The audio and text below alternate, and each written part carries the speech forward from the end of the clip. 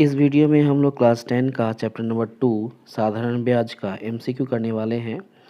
MCQ question number 21 में दिया गया है, जिसमें 5 एमसीक्यू है, उसे हम सॉल्व करेंगे एक एक करके।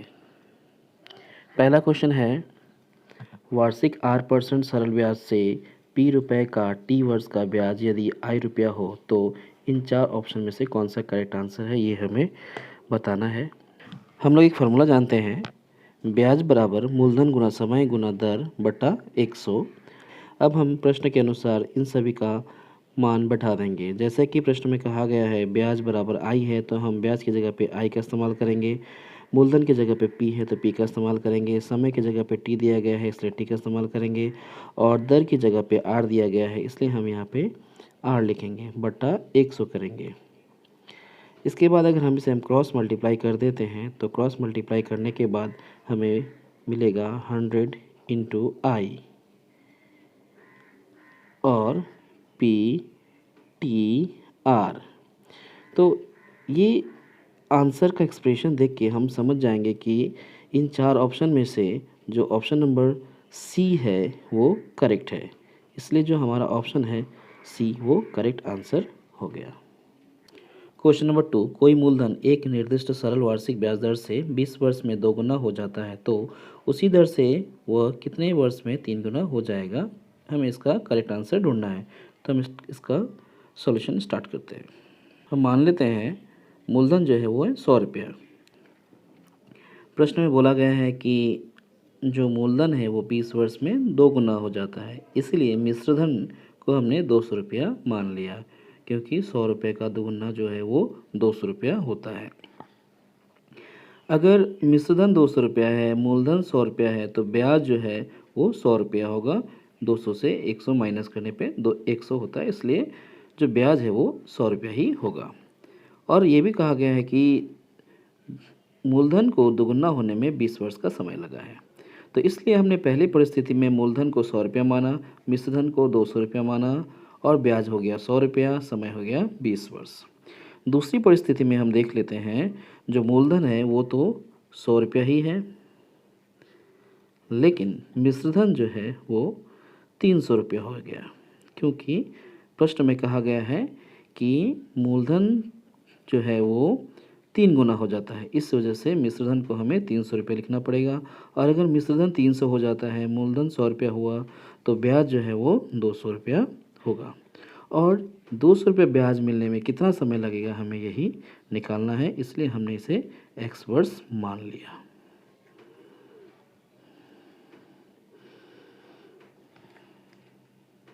इस प्रकार हम देख लेते हैं कि 100 रुपये का ब्याज मिला है 20 वर्ष में। 100 रुपया ब्याज मिलने में कितना समय लगा है, 20 वर्ष का समय लगा है। तो 200 रुपया ब्याज मिलने में कितने वर्ष का समय लगेगा, तो उसका दुगुना समय लगेगा। कहने का मतलब वो ये हुआ कि 200 रुपया ब्याज मिलने में कुल 40 वर्ष का समय लगेगा। तो इस प्रकार हम समझ जाते हैं कि 200 रुपये का ब्याज मिलने में 40 वर्ष का समय लगेगा। तो हमारा कौन सा आंसर करेक्ट है, तो आंसर सी नंबर वाला होगा, यानी हम लिखेंगे आंसर ऑप्शन सी 40 वर्ष। अब चलते हैं क्वेश्चन नंबर 3 में। कोई मूलधन 10 वर्ष में दोगुना होने से वार्षिक सरल ब्याज दर होगी, इनमें से कौन। तो हम इसका सही आंसर ढूंढने के लिए सॉल्यूशन कर लेते हैं। माना मूलधन बराबर 100 रुपया, ब्याज बराबर ये भी 100 रुपया ही होगा, क्योंकि जो मूलधन है वो 10 वर्ष में दुगुना हो गया है। और दुगुना कब होगा, जब 100 रुपये का ब्याज भी 100 रुपया मिले। समय 10 वर्ष,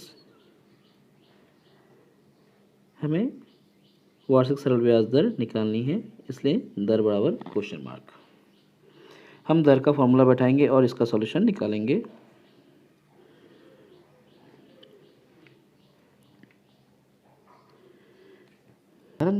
वार्षिक दर का जो फॉर्मूला होता है वो होता है ब्याज गुना 100 बट्टा मूलधन गुना समय। तो हम इसमें इसका मान बैठा लेते हैं। तो मान बैठाएंगे ब्याज, ब्याज की जगह पे हमें 100 रुपये लिखना है क्योंकि हमने यहाँ पे ब्याज जो है वो 100 रुपया ले रखा है, इंटू 100, ये फॉर्मूला में ही है 100। मूलधन की जगह पे हमें 100 रुपये का इस्तेमाल करना पड़ेगा और समय जो है वो 10 वर्ष है। कैंसिलेशन कर लेते हैं, इस 100 से 100 कट हो गया, इस 0 से ये 0 कट हो गया। फाइनली हम देख पा रहे हैं कि हमारे पास 10% आंसर आया और ये हो गया हमारा दर 10% प्रति वर्ष। तो हम देखेंगे कि ये कौन से ऑप्शन में है, तो हम देख पा रहे हैं कि ये ऑप्शन नंबर बी में मौजूद है, इसलिए जो हमारा आंसर होगा वो ऑप्शन नंबर बी होगा। हम लिख लेंगे आंसर, फिर लिखेंगे ऑप्शन बी 10%। अब चलते हैं क्वेश्चन नंबर 4। x% वार्षिक सरल ब्याज दर से किसी मूलधन का x वर्ष में ब्याज यदि x रुपया हो तो मूलधन का मान होगा। इन 4 ऑप्शन में से कौन सा आंसर है ये हमें ढूंढना है। तो हम इसका समाधान कर लेते हैं। प्रश्न अनुसार हमें मूलधन निकालना है और प्रश्न में बता दिया गया है जो दर है वो है x% प्रति वर्ष, समय है x वर्ष और ब्याज भी x रुपया दिया गया है। अब हमें मूलधन निकालना है, तो जो मूलधन निकालना है तो मूलधन का फॉर्मूला इस्तेमाल कर लेंगे। मूलधन का फॉर्मूला होता है ब्याज गुना 100 बट्टा दर गुना समय।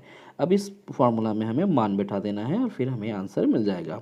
तो ब्याज की जगह पे हमें x लिखना है, गुना 100 है तो 100 बैठा देंगे, दर जो है वो भी x% है इसलिए हम x लिखेंगे, समय वो भी x वर्ष दिया गया है तो हम इसे भी x लिख लेंगे।